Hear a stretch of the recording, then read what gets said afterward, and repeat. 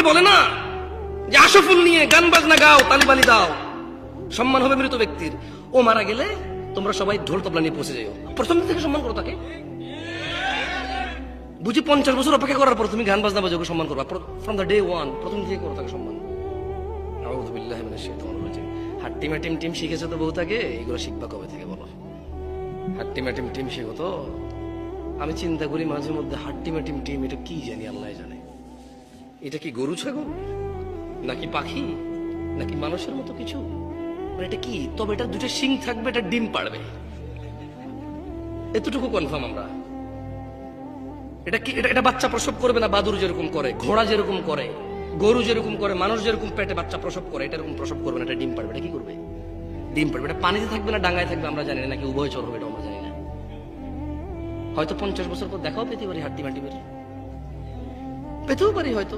তবে তোমরা সেদিন চিনবা কিভাবে বলো তো? এটাকে দুটা শিং থাকবে, এটা ডিম পাড়বে।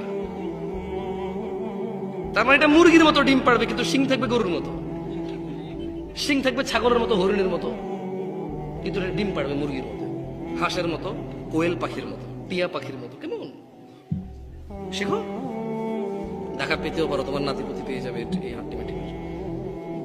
কেন আসছো এই মাহফিলে আমি জানি না, আমাকে কেন ডাকছো এত দূর থেকে বললে আমি জানি না। গত বছর এখানে মাহফিল হয়েছে, আগের বছর হয়েছে। এই চেয়ারম্যান সাহেব উনি প্রতিদিন কোনো না কোনো প্রোগ্রামে যেতে হয়, রাইট? দাওয়াত পায়, সম্মান পায়, আলহামদুলিল্লাহ যায়। কিন্তু কি লাভ এই তোমরা প্রতি বছর মাহফিল করে? আরে তোমার বাপের টাকা হলে জীবনে তো ফুল লাগাই না, মানুষ থেকে নাও তো, ফুল লাগাও, বছর একবার করো। তোমার বাপের টাকা দিয়ে একবার দেখি এরকম জাকজমক করো না, করো না জাকজমক। এরপরে বুঝতাম, এরপরে খুঁজতে লাভ কি আমার? আপন ভাইয়ের ছেলে ইয়েতিম, তারে মাদ্রাসায় পড়ায় না, বলে যে হ্যাঁ তেরে পড়াই আমার লাভ কি? হ্যাঁ, আপন মা দুই ভাই বলে যে একলা আমি আব্বা আম্মারা চালে আমার লাভ কি? এরপরে দেখতাম এত বড় মাহফিল, বাপের টাকা, এগুলো লাভ খুঁজতে। এখন তো লাভ খোঁজা লাগে না, প্রতি বছর করো, কিন্তু এর বেনিফিট কি কিচ্ছু জানো না তোমরা।